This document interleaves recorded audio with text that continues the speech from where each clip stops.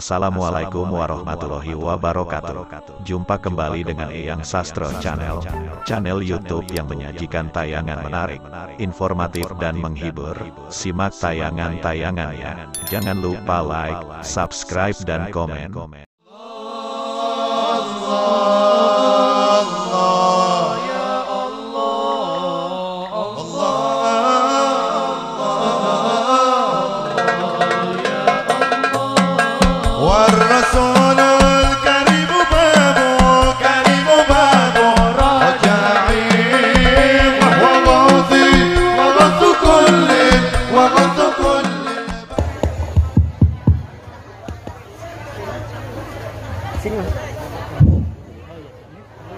Uhayyikum bitahiyatil Islam. Assalamualaikum warahmatullahi wabarakatuh.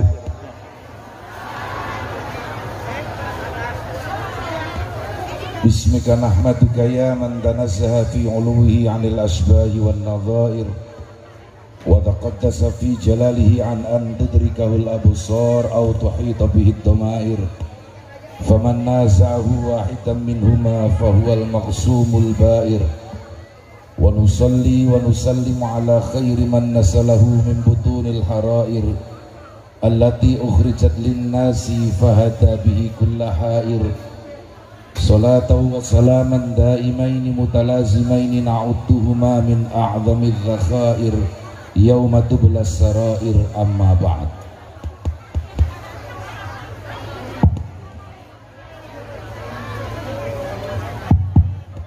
Ashabal fadail, habaibana al-a'izza wal kurama, ulama'ana al-ajilla, yang mulia, yang sama-sama kita taati dan kita hormati bersama Ayahanda Haji Muhammad Ruslan AS, Bupati Kota Waringin Barat, kemudian Ketua DPRD atau yang mewakili dan juga sejumlah anggota DPRD lainnya, unsur Forum Pimpinan Koordinasi Pimpinan Daerah atau yang mewakili, terutama dari Komandan Lanut Iskandar yang tadi menjemput saya di airport, luar biasa. Nggak tahu kalau orang NU itu di mana-mana langsung nyambung, chemistry-nya itu nyambung dengan siapa saja, apalagi sama ketua kebanggaan kita, ketua PCNU Kota Waringin Barat, Habib Abdurrahman Al-Qadri, seperti sudah kenal ribuan tahun yang lalu. Ini barokahnya Nahdlatul Ulama. Semua bapak-bapak di samping saya seolah-olah sudah pernah kenal sekian ribu tahun yang lalu, chemistry-nya nyambung. Alhamdulillah. Ketua PWNU Kalimantan Tengah atau yang mewakili beserta seluruh jajarannya, ada sekretaris, ada Suriah Tanbidiyah, Ketua PW Muslimat Kalimantan Tengah, Ketua PW Fatayat Kalimantan Tengah, pengurus PCNU, pengurus Muslimat Fatayat Kota Waringin Barat masa khidmat 2020-2025, pengurus MWCNU Muslimat Fatayat se-Kota Waringin Barat, Camat Kumai, Kepala Desa Sungai Tendang,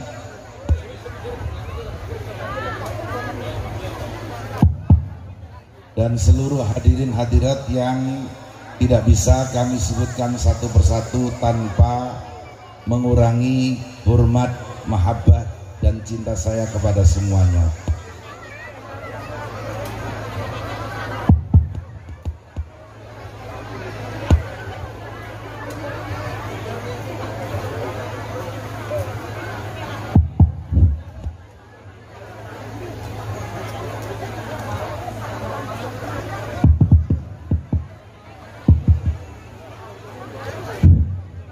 Memang ada, saya minta mic yang ada kabelnya saja. Ini kayaknya sangatnya tidak nyambung. Halo. Tes. Kalau bisa, kalau ada mic yang berkabel saja. Orang NU itu memang harus nyambung. Jadi kalau wireless ini berarti tanpa kabel, ini namanya loncat sanat, ini bahaya. Baik, sambil menunggu teknis, Bapak Ibu yang berbahagia, saya ingin kesepakatan yang hadir semuanya saja, tidak hanya warga Nahdliyin maupun Nahdliyat, semuanya saja. Bahkan kalau perlu, kalau ada di luar Nahdlatul Ulama, saya ingin kesepakatan kita yang hadir sini semuanya Muslim, betul? Betul. Tanpa pandang bulu organisasinya apa, kita semua ini Muslim. Kalau kita semua ini Muslim, kita juga harus sepakat bahwa pedoman kita hanya dua, Al-Quran dan hadis, betul? Betul. Berikutnya kita juga harus sepakat bahwa suri tauladan kita hanya satu, baginda Rasulullah Sallallahu Alaihi Wasallam, betul? Sepakat ya? Deal. Bahwa sekali lagi yang ngaku Islam pedomannya hanya dua, Al-Quran dan hadis. Suri tauladannya hanya satu, baginda Rasulullah Sallallahu Alaihi Wasallam. Tetapi persoalannya adalah, adakah di antara yang hadir ini satu pernah bertemu muka dengan baginda Rasulullah? Belum ada. Bahkan kalau dalam konteks usul fikih tidak ada. Tidak ada di antara kita yang hadir di sini pernah bertemu bersama Rasulullah, karena kita semua hidup pada saat Rasulullah Shallallahu Alaihi Wasallam sudah meninggal dunia. Meskipun dalam tinjauan yang lain sangat bisa jadi kita bermimpi bertemu baginda Rasulullah Shallallahu Alaihi Wasallam, amin ya rabbal alamin. Jadi pada saat kita sepakat bahwa suri tauladan kita, panutan kita hanya Rasulullah, tidak ada yang lain, tetapi kenyataan adalah bahwa tidak ada seorang pun di antara kita yang pernah bertemu dengan baginda Nabi. Itu satu. Yang kedua, adakah di antara kita, saya dan Anda semua, yang sudah paham Al-Quran dan hadis secara komprehensif?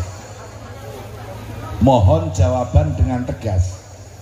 Adakah di antara kita, saya dan Anda semua, yang sudah paham Al-Quran dan hadis secara komprehensif? Belum ada. Disinilah persoalannya Bapak Ibu. Kalau sejak tadi mulai dari Habibana Habib Abdurrahman Al-Qadri sampai sambutan pengurus wilayah berulang kali menyebut kata faham Ahlus Sunnah wal Jamaah, bahwa faham ini harus kita pertahankan dengan segala jiwa raga kita, itu betul. Tetapi diakui atau tidak, terutama ketika kita hidup pada masa-masa revolusi teknologi informasi, orang kemudian banyak bertanya, kira-kira apa itu paham Ahlus Sunnah wal Jamaah? Untuk apa dan mengapa kita hanya perlu menganut faham Ahlus Sunnah wal Jamaah? Bukankah sekali lagi pedoman kita hanya Al-Quran dan hadis? Bukankah sekali lagi bahwa panutan kita hanya Rasulullah Sallallahu Alaihi Wasallam? Tetapi mengapa harus ada kata faham Ahlus Sunnah wal Jamaah? Ini yang harus kita pahami bersama. Karena betapa saya kepingin matur satu contoh kecil, terutama masyarakat perkotaan. Teman-teman pimpinan pusat Gerakan Pemuda Ansor pernah melakukan semacam riset di kota-kota. Didapati suatu hasil yang mencengangkan. Misalnya, mohon maaf, dikatakan bahwa menurut hasil riset itu pakaian yang syar'i sesuai Al-Quran dan hadis itu hanya pakaian yang dipakai oleh Ustadz kita Zulkarnain. Saya ulangi sekali lagi, menurut riset bahwa pakaian yang islami yang sesuai syariat Islamiyah itu hanya yang dipakai oleh Habib Abdurrahman dan Ustadz Zulkarnain. Jadi selain beliau berdua tidak ada yang syar'i. Rasulullah tidak pernah pakai doreng seperti ini. Berarti ini baru itu bid'ah itu sesat itu masuk. Berarti yang pakai baju doreng masuk.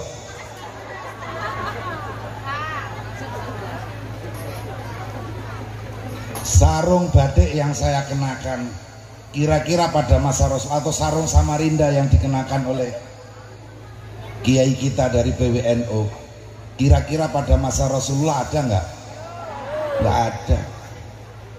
Termasuk muka saya juga nggak ada pada masa Rasulullah. Maka muka saya ini muka bid'ah.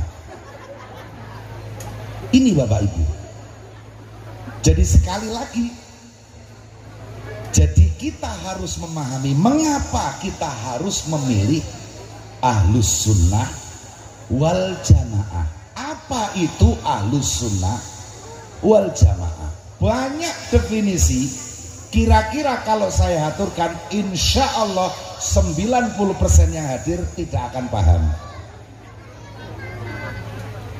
Saya ingin menyederhanakan saja. Faham Ahlus Sunnah wal Jamaah kembali kepada kesepakatan kita bahwa sekali lagi sebagai kaum muslimin pedoman kita hanya Quran dan hadis. Panutan kita hanya Rasulullah, titik, tidak boleh ditambah. Tetapi sekali lagi, kita belum pernah ada yang bertemu baginda Rasulullah, dan kita semua ini belum mampu memahami Al-Quran dan hadis. Disinilah perlunya dua hal tanpa yang ketiga. Apa itu? Yang pertama, sanad. Apa? Sanad itu apa? Kalau misalnya saya berguru kepada Habib Abdurrahman Al-Qadri, Habib Abdurrahman Al-Qadri berguru kepada Habib siapa? Habib siapa berguru kepada Kiai siapa? Kiai siapa berguru kepada Imam siapa? Imam siapa berguru kepada Tabi'in siapa? Tabi'in siapa berguru kepada sahabat siapa? Sahabat siapa berguru kepada baginda Rasulullah Sallallahu Alaihi Wasallam. Ini yang namanya sanad. Mata rantai transmisi, apalagi ini transmisi, mata rantai perpindahan keilmuan keagamaan secara turun-temurun dari baginda Rasulullah Sallallahu Alaihi Wasallam turun kepada para sahabatnya, dari sahabatnya turun kepada para tabiin, kepada tabi'in, kepada para imam, kepada para ulama, kepada para habaib, kepada para kiai, dan kemudian kepada para kita santri-santri ini. Mohon maaf, bisa dibuktikan secara ilmiah hanya Nahdlatul Ulama di Indonesia yang berhasil merawat tradisi sanad seperti ini. Yang lainnya cuman asal ngaku. Apalagi kalau kemudian bergurunya ke pesantren yang bernama pesantren Al-Gogel dengan ustadz yang bernama Ustadz WhatsApp, Kiai Yahoo, Habib YouTube.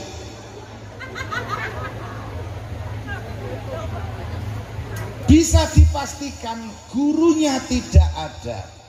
Kiai-kiai kita selalu mengajarkan kepada kita, barang siapa tidak mempunyai guru, maka gurunya adalah yang keras. Ulangi, barang siapa tidak punya guru, maka gurunya adalah cetok. Jelas Bapak Ibu.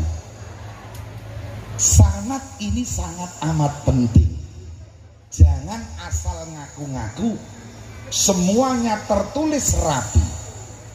Tahun 1987 ada 4 peneliti Jerman meneliti pesantren-pesantren di Nusantara. termasuk di pesantren kami, pesantren Al-Maghfur Lahu, Kiai Haji Muhammad Ahmad Zahal Mahfud, mantan Rais Am PBNO, didapati oleh peneliti Jerman ini bahwa sanad itu menjaga autentikasi transformasi ilmu. Menjaga otentiknya ilmu itu diturunkan secara turun menurun. Mohon maaf, kertas ini saya jatuhkan. Menurut teori Newton, ini namanya teori gravitasi, betul? Teorinya siapa? Konon katanya teorinya Newton, tapi saya minta kira-kira ada sanadnya enggak? Enggak ketemu. Jangan-jangan itu bukan teorinya Newton, tapi itu teorinya sekretarisnya Newton. Tidak bisa dibuktikan secara otentik. Tetapi kalau panjenengan bertanya kepada saya, apa hukumnya wudhu yang tanpa berkumur? Saya jawab, menurut Imam Syafi'i tidak apa-apa, karena berkumur adalah hukumnya sunnah. Saya bisa menunjukkan dengan jelas di mana, di kitab apa, kapan Imam Syafi'i menyatakan itu. Autentik. Keilmuan selain keilmuan Ahlus Sunnah wal Jamaah abal-abal, mohon maaf, karena tidak bisa dibuktikan secara otentik. Teori apa lagi? Gravitasi, teori relativisme Einstein. Apakah memang benar itu benar-benar dari Einstein? Tidak bisa dibuktikan. Itu satu, sanad. Demikian juga dengan memahami Al-Quran dan hadis. Karena kita ini orang Indonesia, orang Nusantara, sedangkan Al-Quran dan hadis diturunkan dalam bahasa Arab. Sekarang di media-media sosial atau di internet ada yang namanya program Google Translate, terjemahan. Pertanyaannya, cukupkah kita belajar agama, cukupkah kita memahami Al-Quran dan Al-Hadis melalui terjemahan? Jawab, sama sekali tidak cukup. Ingin bukti? Saya kasih bukti yang sederhana saja. Misalkan kita ambil kalimat huruf min, mem dan nun. Min, kalau dilihat dari terjemahan di kamus-kamus, artinya apa? Dari, betul? Begitu juga kalimat huruf an, ain dan nun. Dilihat dari kamus juga maknanya dari. An dari, min juga dari. Ini kalau sekedar kita ambil dari terjemahan. Padahal sebenarnya an itu punya unsur al-mujawazah. An itu mestinya maknanya yang lengkap adalah jauh dari. Tidak sekedar dari. Bayangkan kalau Anda menemukan kalimat an di dalam hadis atau di dalam Al-Quran, kemudian kita baca terjemahnya, hanya kita dapatkan kata dari, membuang kata jauh. Berarti ada sebagian komponen makna yang hilang, dan itu ternyata komponen makna terpenting dari lafadz an. Lafadz an itu, mohon maaf, sebetulnya maknanya jauh dari, tetapi terjemahan hanya bisa menerjemahkan dari. Berarti yang dibuang kata apa Bapak Ibu? Jauh. Dan itulah unsur terpenting dalam kalimat an. Bayangkan baru satu huruf saja kita kehilangan sebagian besar makna asli Al-Quran dan hadis. Itu satu. Kedua, mari kita baca ayat Al-Quran dan tolong Bapak Ibu menerjemahkan. Sanggup? Kok ibu-ibu diam aja? Saya baca ayat Al-Quran Bu ya. tolong diterjemahin ya. Insya Allah bisa. Pengurus muslimat kok begini sih Beb? Bismillahirrahmanirrahim. Aqimus sholah. Loh, enggak terjemahannya Bu. Bisa kan? Terjemahannya apa Ibu? Dirikanlah sholat. Pertanyaan berikutnya, sholat hukumnya apa Ibu? Wajib. Berarti karena sholat diperintahkan Allah di dalam maka sholat itu setuju? Saya baca ayat berikutnya, wa atuz zakah. Bayarlah zakat. Zakat wajib betul? Karena zakat diperintahkan Allah di dalam maka zakat itu wajib betul? Wa atimul hajja wal umrata lillah. Haji wajib enggak? Wajib, ya kan? Diperintahkan Allah di dalam kutiba alaikumus syiyam. Puasa juga wajib betul? Karena diperintahkan Allah di dalam Pertanyaan berikutnya adalah, apakah setiap perintah Allah dalam Al-Quran pasti wajib? Halo? Sholat wajib betul, puasa wajib betul, zakat wajib betul, haji bagi yang mampu wajib betul. Keempat-empatnya diperintahkan Allah di dalam Al-Quran betul? Maka setiap perintah Allah di dalam Al-Quran wajib betul? Saya mohon ketegasan sikap ibu-ibu. Betul? Betul? Alhamdulillah. Mari kita baca ayat yang kelima. Fankihu ma taba lakum minan nisa'i matna wa sulasa wa ruba'. Bukankah itu perintah poligami dari Allah di dalam Al-Quran? Tolong jawab, apakah Allah tidak memerintahkan poligami di dalam Al-Quran? Yang menyatakan tidak ada perintah poligami di dalam Al-Quran, mari bersyahadat bersama. Ibu, yang saya baca ayat terakhir tadi ayat Al-Quran atau karangan saya? Fankihu ma taba lakum minan nisa'i. Ayo yang keras.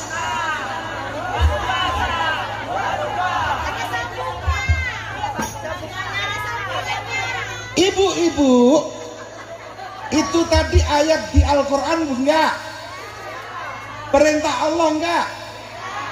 Kalau nggak percaya, ini terjemahannya tolong dibaca, yang pakai mic, yang bawa mic, Dikirain saya ngibul jauh-jauh.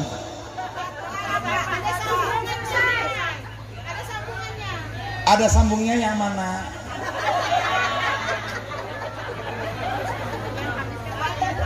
Baik, karena ini rata-rata yang hadir adalah ibu-ibu, karena itu memang mengundang polemik. Saya pilih ayat yang lain, yang lebih ringan. Tetapi begini, bukankah itu perintah Allah di dalam Al-Quran? Iya. Tetapi ini nanti yang mau saya sampaikan. Tidak setiap perintah Allah itu wajib. Perintah Allah di dalam Al-Quran dan hadis itu bentuknya ada 26 varian, melebihi variannya COVID. Saya ulangi sekali lagi, bentuk perintah Allah dan Rasulullah baik di dalam Al-Quran maupun di dalam hadis itu variannya ada 26 macam. Satu diantaranya memang berarti wajib, seperti aqimus sholah wa atuz. Ini perintah Allah yang memang wajib. Tetapi berbahagialah ibu-ibu bahwa perintah poligami tidak wajib. Alhamdulillah. Makanya saya minimal saya tempo hari tertawa sampai perut saya sakit ketika ada sekelompok yang tadi disebutkan oleh Bapak PWNO, kelompok-kelompok baru menyerukan pengikutnya untuk gerakan poligami. Ada, tapi kemudian buru-buru diralat oleh pengurus pusatnya. Saya tertawa, apalagi ada orang yang ngaku-ngaku berpaham aswaja, megang mic langsung pidato, mari kita masyarakatkan faham azwaja. Di fase-fasein ternyata keliru. Lah kalau faham azwaja saya juga ikut. Ibu-ibu tahu apa itu faham azwaja? Faham beristri banyak, ibu-ibu. Jadi kalau baca aswaja cukup yang sederhana saja, dah lidah kita orang Indonesia aswaja gitu aja, nggak usah di fase-fase azwaja. Paham ibu-ibu? Paham? Nah, saya lanjutkan. Jadi itu bahwa perintah Allah, perintah Rasulullah itu harus dipahami ada 26 macam. Kalau kita berkesimpulan bahwa setiap perintah Allah itu wajib, maka berarti ada 26 kali kemungkinan keliru. Mari digarisbawahi, ada 26 kali kemungkinan keliru. Belum lagi kalau larangan. Misalnya mari kita baca ayat Al-Quran lagi, ibu-ibu mau? Wala taqrabuz zina. Dan jangan dekati zina. Haram atau makruh? Haram ya, karena dilarang Allah di dalam Al-Quran, betul? Tetapi apakah setiap larangan Allah di dalam Al-Quran pasti haram? Belum tentu. Ada 8 varian larangan. 8 kalau larangan. Kalau perintah berapa tadi? 26. Bayangkan kalau semua larangan dianggap haram. Saya ambil ayat yang paling ringan. Wala tayammamul khabitha minhu tunfikun. Dan janganlah kalian memilih harta benda yang tidak terpakai untuk kalian sedekahkan. Halo? Halo? Bu, mohon maaf, ada nggak biasanya kalau di tempat lain, semoga di tempat kita tidak ada, amin ya rabbal alamin. Di tempat lain ada misalnya bencana alam, tiba-tiba ada pengumpulan pakaian bekas, betul? Sekarang diperhalus pakaian pantas pakai. Pakaian pantas pakai, tapi sejatinya pakaian bekas, betul? Adakah selama ini pengumpulan pakaian terbaru dan termahal? Tidak ada kan? Berarti kecenderungan manusia kalau memberi itu yang kelebihan atau yang pokok? Yang udah nggak terpakai kan? Iya kan? Suami ibu kalau nggak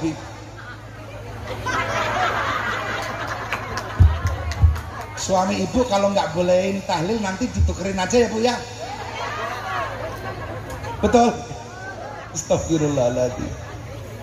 Jadi sekali lagi, itu larangan itu juga tidak semata-mata pasti haram. Larangan mensedekahkan harta yang nggak terpakai itu hanya makruh. Alhamdulillah. Kalau kita tidak bilang alhamdulillah, kita setiap hari pasti berdosa. Makanan di rumah lebih baru dikasihkan tetangga, betul? Apalagi saya pengasuh pondok, sering dapat kiriman makanan banyak, terus tak pilihin yang enak-enak, yang gak enak-enak saya kasihkan anak pondok. Betul Beb? Betul Beb? Pengalaman sesama pengasuh pondok. Berarti itu melanggar larangan Allah dalam Al-Quran. Wala tayammamul khabitha minhu tunfikun. Apalagi ayat Allah yang lain jelas, lan tanalul birra hatta tunfiku mimma tuhibbun. Ada mufassir menafsiri al birra huwal jannah. Tidak akan kalian mendapatkan surga sebelum kalian sedekahkan benda-benda yang kalian cintai. Bu, suaminya disedekahkan orang ibu. Ibu cinta suami enggak? Ayo disedekahin orang lain. Lu nggak mau gimana? Nggak bisa masuk surga lo. Lantanalul birro, kalian tidak akan mendapatkan surga hatta tunfiku mimma tuhibbun, hingga kalian menginfakkan, mensedekahkan apa-apa yang kalian cintai. Ibu cinta suami? Disedekahin ya Bu ya.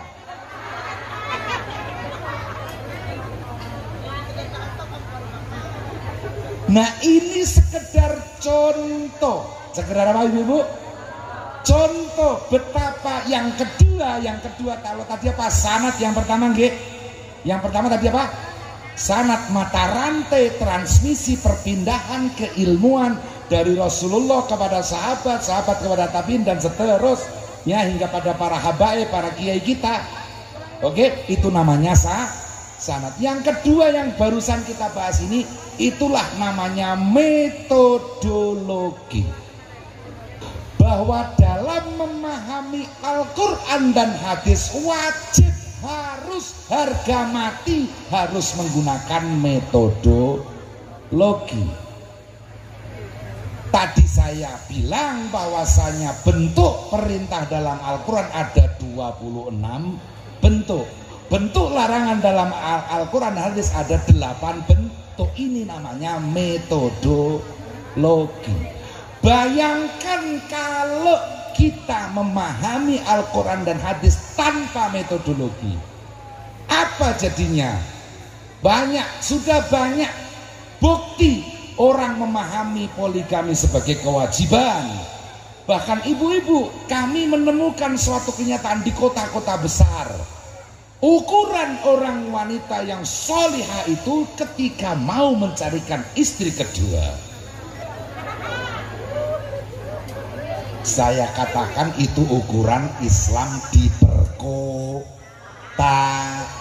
Mohon maaf, kota Waringin Barat ini termasuk kota besar atau kota kecil atau bahkan kampung? Kota besar. Hati-hati ibu-ibu, mulai ada virusnya yang tadi saya katakan. Ukuran wanita solihah menurut orang-orang kota adalah sanggup mencarikan istri kedua. Ibu-ibu sanggup? Ya berarti ini ukurannya orang kampungan. Ibu-ibu mau nggak mencarikan istri kedua untuk bapak? Itu namanya ukuran Islam kampungan. Biarin kan? Wahai orang-orang kampungan yang saya cintai, alhamdulillah, nggak apa-apa. Imam Ibnu Khaldun loh, ini loh bedanya orang NU dari NU. Kalau ngomong selalu ada dalilnya. Yang dikit-dikit tanya mana dalilnya, itu karena tidak punya dalil. Kalau kita ini setiap kata harus ada dalilnya. Saya bilang ada Islam perkotaan, ada Islam perkampungan. Imam Ibnu Khaldun berkata, ahlul badwi aqrabu ilal khairi min ahlil hadari. Orang-orang kampung lebih dekat dengan kebaikan ketimbang orang-orang kota. Tepuk tangan untuk orang-orang kampung. Halo orang-orang kampung. Alhamdulillah. Rasulullah Sallallahu Alaihi Wasallam mencintai orang-orang desa, mencintai orang-orang desa, orang-orang kampung. Nahdlatul Ulama sejak dulu dinyinyiri sebagai organisasi kampungan. Tidak masalah. Alhamdulillah, sebab NU tidak pernah mewajibkan poligami. Betul. Tapi kalau mohon maaf ibu-ibu, ada kiai besar, ilmunya banyak, duitnya, pesantrennya banyak, di Kota Waringin 1, di Sumatera 1, di Jawa 1, di Papua 1, maka bunyainya harus 4 lah. Pesantrennya di 4 tempat ibu-ibu. Ini kiai besar kayak Habib Abdurrahman, ilmunya banyak, pesantrennya besar. Di mana? Mana Syarifah? Ada, Beb. Allahumma sholli ala sayyidina Muhammad. Jadi jelas, kembali lagi kita sepakat Al-Qur'annya cuma satu, hadisnya cuma satu, tapi kita belum mampu memahaminya, apalagi memahaminya harus dengan memakai metodologi. Akibat pemahaman agama yang tanpa metodologi ini, kita saksikan paham-paham lain non ahlus sunnah wal jamaah. Banyak hal-hal yang membuat kehidupan kita semakin kacau, betul. Makanya kalau tadi dua sambutan dari petinggi tokoh NU kita, baik di Kota Waringin Barat maupun dari Kalimantan Tengah tadi ya, keduanya, meskipun dengan bahasa yang lugas, saya ingin menggarisbawahi saja ya. Tadi saya catat semua itu dawuh Habib Abdurrahman dan dawuh dari PWNU. Misalnya tadi yang terutama dawuh Habib Abdurrahman, mana tadi? Oh iya, NU tidak hanya berdiri untuk melestarikan paham aswaja, tetapi juga untuk tujuan kebangsaan. Ini terbukti dalam sejarah. Artinya apa Bapak Ibu? Kalau sekedar untuk memasyarakatkan aswaja, tidak perlu ada Nahdlatul Ulama. Cukup dengan lembaga-lembaga pesantren seperti ini, paham aswaja bisa dikenalkan dengan masyarakat. Tetapi Nahdlatul Ulama berdiri tidak hanya untuk merawat, untuk melestarikan paham aswaja, tetapi juga dengan tugas-tugas kebangsaan. Kalau tadi disampaikan hubbul waton minal iman, itu oleh santri saya, Beb, diplesetin hubbul waton merusak iman katanya. Hubbul waton minal iman diplesetin apa? Hubbul wadon, astagfirullahaladzim. Kira-kira kalau ditanya, mari kita teriakkan sementara, NKRI. Mana dalilnya?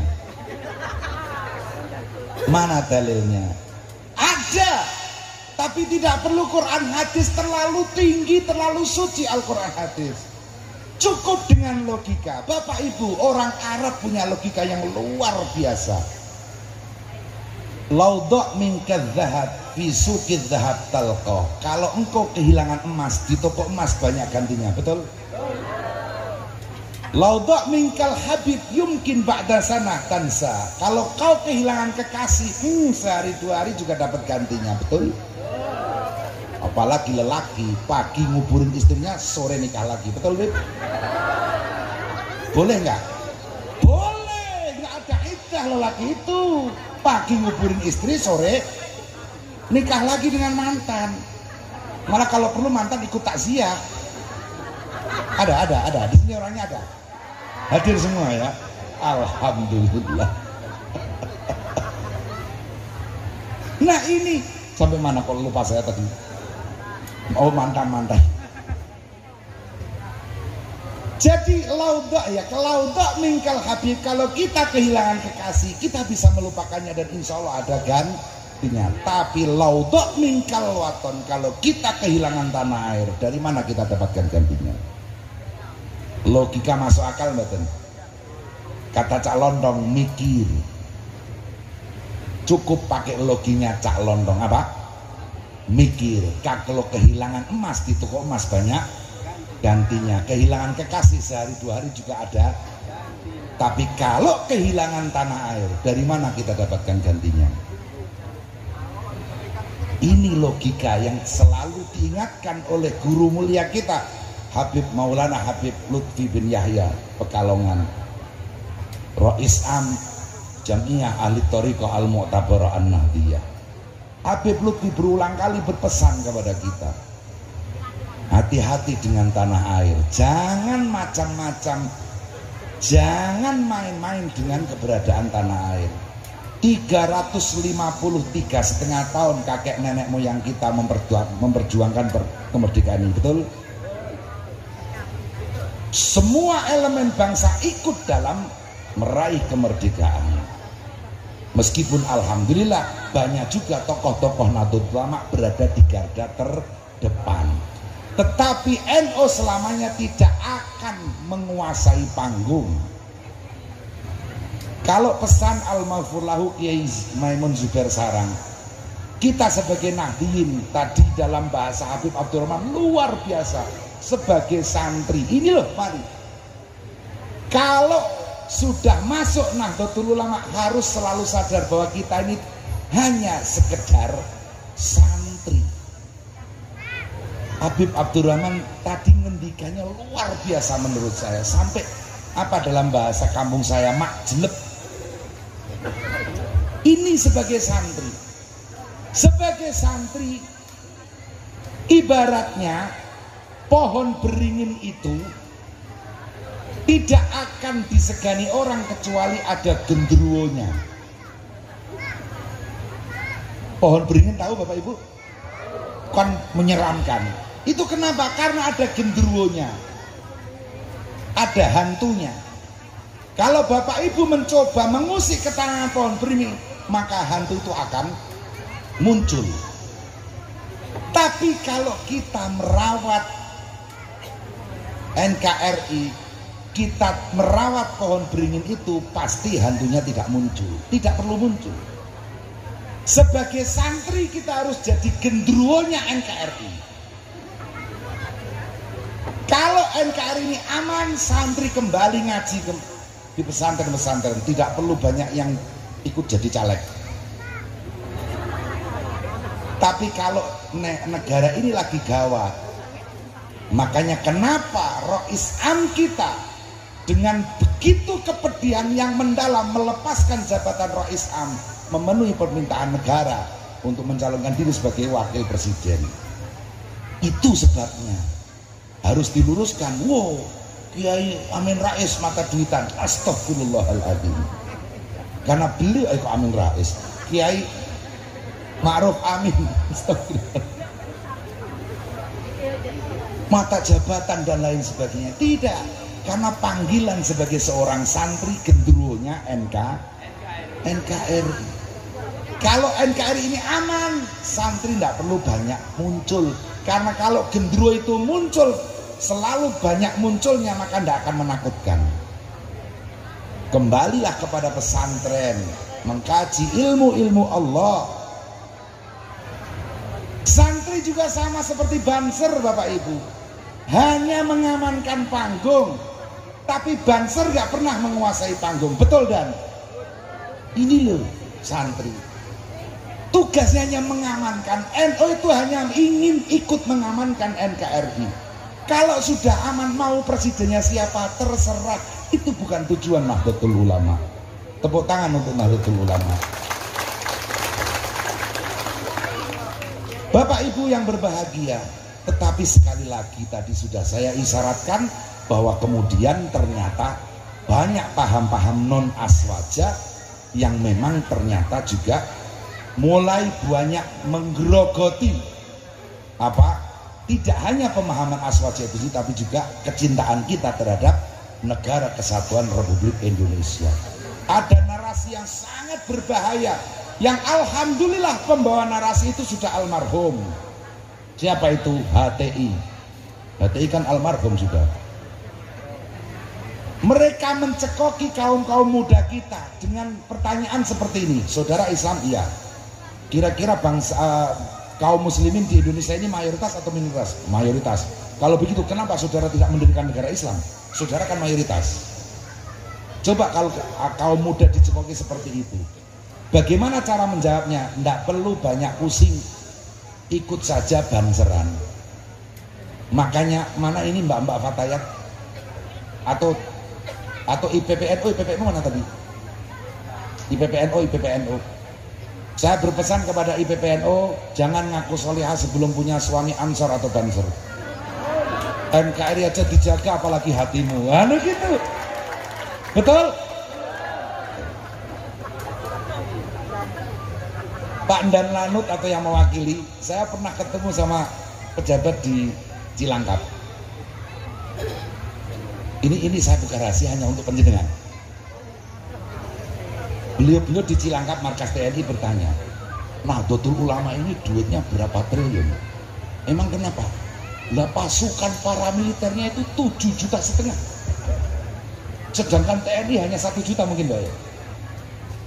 TNI itu hanya 1 juta, enggak tahu Polri berapa, mungkin sekitar itu juga. Ini TNU ini 7,5 juta.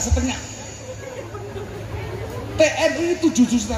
Ditanya terus gajinya dari mana? NU ini kok kaya luar biasa. Dikiranya mereka gajian.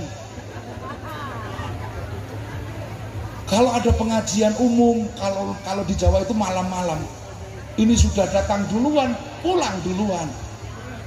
Kok pulang duluan? Enggak, datang duluan, pulang belakangan. Iya. Udah begitu pulang, sebelum nyampe rumah mampir di warung kecil, beli amplop kecil, diisi sendiri, ditaruh di saku. Pagi-pagi istrinya nyuci. Alhamdulillah, ini tadi malam Mas. Iya betul, alhamdulillah. Itu kelakuan TNU. Alhamdulillah. Terus kira-kira apa yang membuat mereka bersemangat? Pernah dapat berapa dan dari Banser kan? Enggak pernah kan? Ya bingung tak tanya begitu.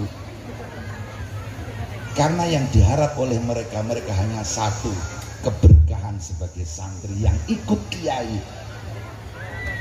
Luar biasa pesan Habib tadi, hanya jaga sandal saja, apalagi kalau jaga putrinya kiai seperti saya. Iya seperti saya, ya saya jaga putrinya kiai saya. Santri yang terkurang ajar, kalau nggak diambil menantu payahin bahaya. Alhamdulillah. Banyak percakapan yang mestinya bisa saya sampaikan, tapi karena waktu sudah sangat tidak memungkinkan. Intinya saja, nggih. Intinya jelas panutan kita hanya Rasulullah, bukan siapa saja. Jelas pedoman kita hanya Quran dan hadis, tapi sekali lagi kita belum pernah bertemu Rasulullah dan kita belum mampu memahami Quran dan hadis secara komprehensif. Kita perlu sanad dan kita perlu metodologi, dan itu secara turun-temurun diakui atau tidak, hanya pesantren yang secara konsisten mengajarkan metodologi memahami Al-Quran dan hadis. Tepuk tangan untuk pesantren.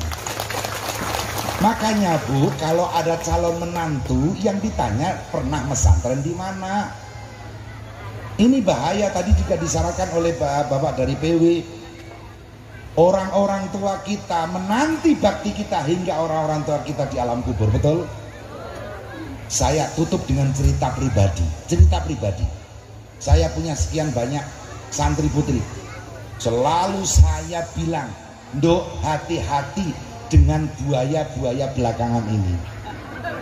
Kalau para habaib di Jawa dibuat qasidah, Beb, sing keri cokot.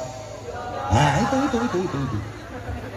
Ada qasidah seperti itu, sing keri cokot. Apa maknanya? Yang belakangan ini, yang belakangan bukan yang belakang.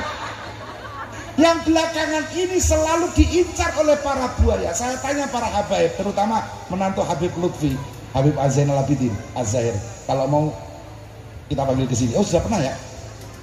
Az-Zahir masa belum pernah? Oh iya. Saya tanya Habib Zainal Abidin Asgaf, Bib, itu maknanya buaya apa? Apa buaya darat? Oh, kalau buaya darat itu enteng. Ini buaya-buaya anti tahlil itu. Buaya anti tahlil, buaya anti ziarah kubur, buaya anti manakib, buaya anti sholawat, lama-lama buaya anti NKRI. Oh, itu maksudnya. Maka ibu-ibu jangan sampai putri-putri Anda sing keri kecokot boyo. Orang-orang belakang ini banyak yang dimangsa oleh buaya anti tahlil, buaya anti. Ibu-ibu yang hadir di sini, bapak-bapak, kita sepakat kita seneng tahlil nggak? Seneng ditahlilin nggak? Lu iyalah, nanti kalau meninggal semuanya dari kita kan mau meninggal toh. Ya nanti kalau kita meninggal, kita pingin ditahlilin nggak? Coba kalau putri ibu tiba-tiba dinikahi oleh buaya.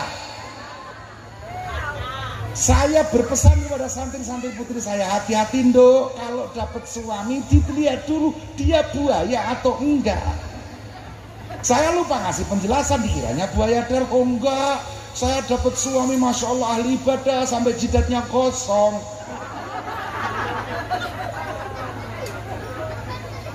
Tapi bah mohon maaf, saya mau curhat. Ada apa Nduk? Kamu keluargamu? Alhamdulillah sakinah mawaddah warahmah. Suami saya juga ahli ibadah sampai jidatnya masya Allah hangus. Lah terus apa masalahnya Nduk? Sejak saya dapat dia, saya tidak lagi bisa baca Yasin, baca tahlil setiap malam Jumat, mengirim apa orang-orang tua kita. Oh, mau solusi bah? Gampang, tak kasih wirid kamu. Ijazah ini. Saking istimewanya wirid ini, kamu boleh wirid ini sambil di WC. Belum masa ada wirid di WC? Oh ada. Cukup satu kata. Apa? Ijolno. Tahu Ibu? Tukarkan. Boleh nggak beb wirid di WC? Ijolno. Ya boleh lah. Jadi ini saya suruh minta cerai sama dia. Ya saya nggak nyuruh kamu, salah sendiri dulu dilamar Banser nggak mau kamu. Coba kalau dilamar Banser, siapa yang menolong kita nanti di alam kubur? Tentu hanya anak-anak cucu kita, betul. Kalau anak cucu kita biarkan ikut buaya-buaya itu tadi, memang semula hanya sekedar anti tahlil, anti manakib, anti maulid. Kalau sekedar itu tidak masalah, terserah masing-masing. Kalau kita meyakini barokah sholawat, betul. Kita meyakini barokah tahlil, betul. Orang lain nggak meyakini, terserah. Tapi lama kelamaan buaya-buaya ini sampai mengerucut menjadi buaya anti NKRI. Pokoknya Pak Komandan, asal mereka itu masih bisa tahlil, aman negeri ini. Amin ya robbal. Aman Indonesia Raya aman. Mari aman Indonesia Raya aman. Amin ya Rabbi Rabbal Alamin. Amin wa ya mujibas sa'ilin. Udah bisa? Sekali lagi ya. 1, 2, 3. Aman Indonesia Raya aman.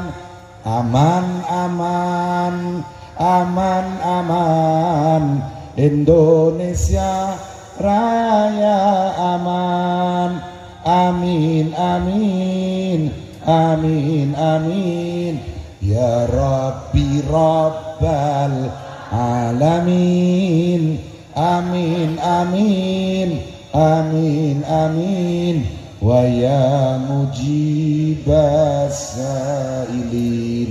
Mari kita tutup acara ini dengan membacakan Al-Fatihah untuk siapa saja yang sedang sakit, terutama Yai Sinten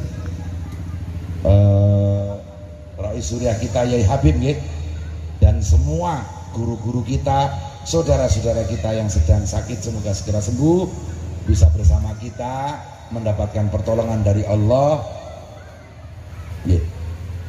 mendapatkan pertolongan dari Allah Subhanahu wa taala bi barakatil Fatihah. Iyyaka na'budu wa iyyaka nasta'in ihdinas siratal mustaqim siratal ladzina an'amta 'alaihim ghairil maghdubi 'alaihim waladdallin. A'udzu billahi minasyaitonir rajim. Bismillahirrahmanirrahim.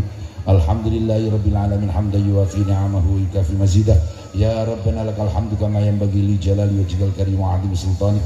Assalatu wassalamu bi'adadi ma fi 'ilmillah 'alaika wa 'ala alika ya sayyidana ya Rasulullah. Aghithna sari'an bi izzatillah. Allahumma ighfir lana dhunubana, Allahumma ighfir lana dhunubana, Allahumma ighfir lana dhunubana wa kaffir 'anna sayyi'atina wa tawaffana ma'al abrar ya aziz ya ghaffar ya rabbal alamin. Allahumma sallimna wal muslimin min afatid dunya wa adzabil akhirah, min musibatihima wa baliyatihima wa fitnatihima wa fadihatina bi rahmatika ya arhamar rahimin.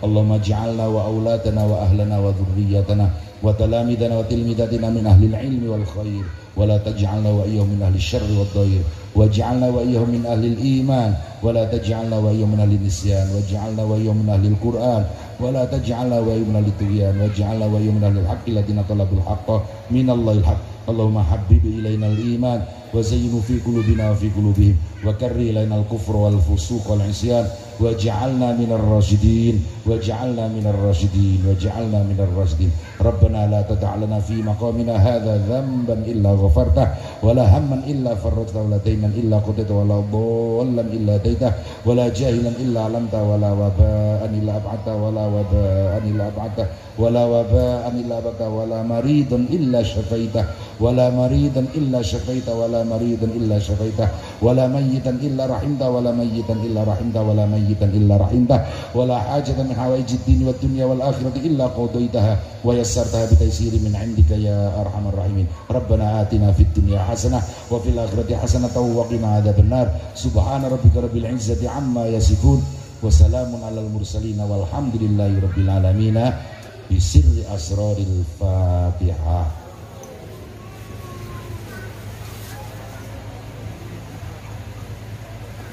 Sebelum saya tutup, saya tambah sedikit saja mohon maaf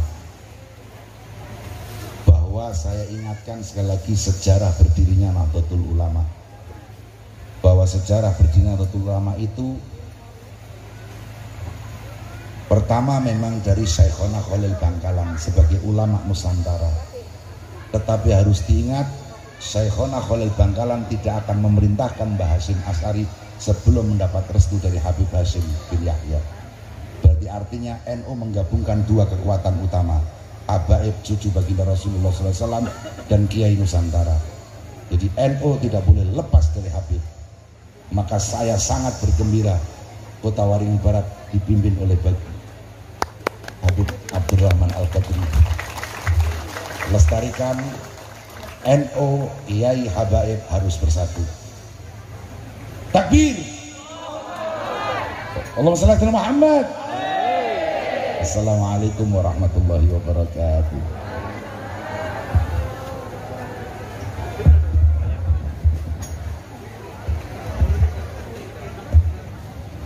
Alhamdulillahi rabbil alamin. Sirrul Fatihah.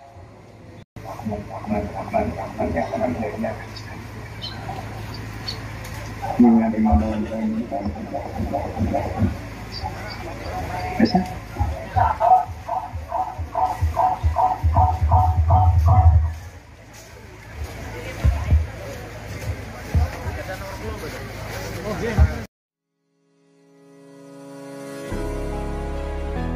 Terima kasih sudah menyaksikan tayangan Eyang Sastro Channel.